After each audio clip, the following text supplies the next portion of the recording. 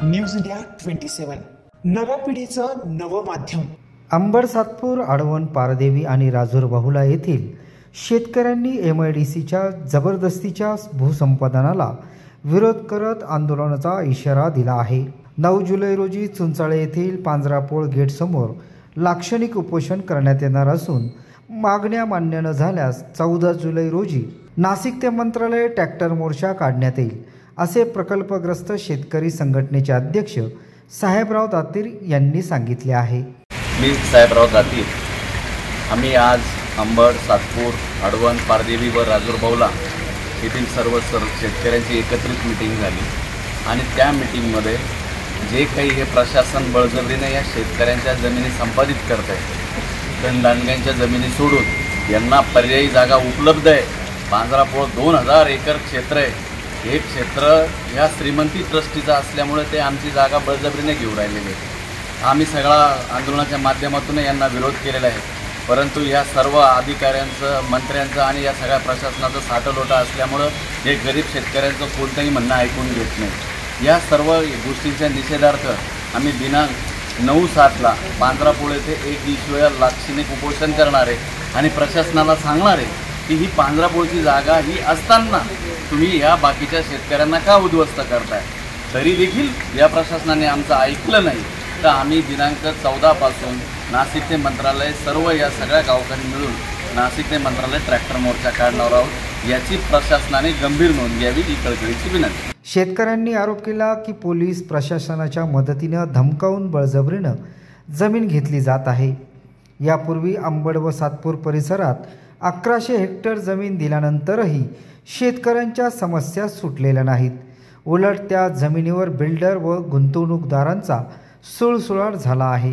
शेतकऱ्यांनी गुंतवणूकदारांची चौकशी, पांजरापोळ जागेचा विचार, जुन्या जमिनींचे ऑडिट, भूखंड घोटाळ्यांची चौकशी आणि गायरान जमिनीबाबत कोणतीही हालचाल थांबवण्याची मागणी केली आहे। मागण्या मान्य न झाल्यास पुढील आंदोलनाची जबाबदारी प्रशासनाची असेल असा इशारा देखील शेतकऱ्यांनी दिला आहे। राजूर बहुला येथील बाधित शेतकरी असून आमची कालच मीटिंग झाली, कलेक्टर साहेबांबरोबर झाली। आम्ही आमचे बरेचसे मुद्दे मांडले, त्यात सामाजिक मूल्यांकन पेसासारखा मुद्दा होता, गंभीर मुद्दा होता। त्यानंतर सामाजिक मूल्यांकनाच्या अंतर्गत 2017 ते 25 पर्यंत कोणत्याही प्रकारची आमच्या ग्रामपंचायतीला नोटीस दिली नाही, विचारात घेतलं नाही। काही बिल्डरांना हाताची धरून हा MIDCचा भूसंपादनाचा प्रस्ताव हा लादण्याचा प्रयत्न चालू आहे। याविरोधात आम्ही बऱ्याचशा काही त्यांना सगळ्या कल्पना दिल्या आहेत, पण शासनानं ह्या कोणत्याही सामाजिक मूल्यांकन म्हणा, गाव पेसामध्ये आहे काही शेड्यूल 5मध्ये आहे किंवा ह्या इंडस्ट्री झाल्यानंतर पंचकृषीमध्ये राजूर, पिंपळ, गवळाणे, आंबेबावला, सारू ह्या सगळ्या पाणी पुरवठा योजना त्या इंडस्ट्रीचं जिथं प्रस्तावित केली त्याच्या खालच्या दिशेला आहे। हे सगळं पाणी दूषित होऊन त्या लोकांचा आरोग्याचा प्रश्न निर्माण होईल, याची कोणत्याही प्रकारची दखल घेत नाही।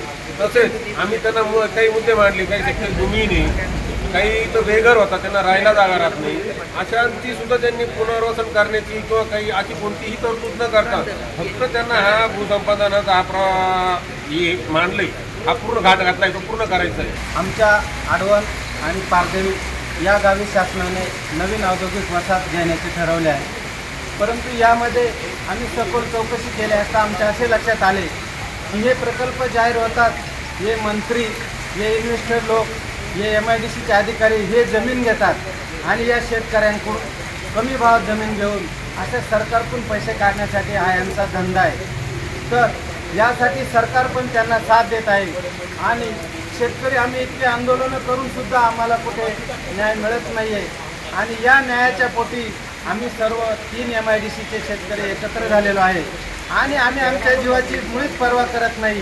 आम्ही आता सरकारच्या विरोधात उतरलेलो आहे। सरकार शेतकऱ्यांच्या पूर्ण विरोधी आहे आणि या सरकारचा आम्ही निषेध करतो आहे। हे सरकार आम्ही निवडून दिल्यापासून हे आमच्या शेतकऱ्यांवर हल्लाच करत आहे। Damodar Thorat, news India Marathi, Nashik.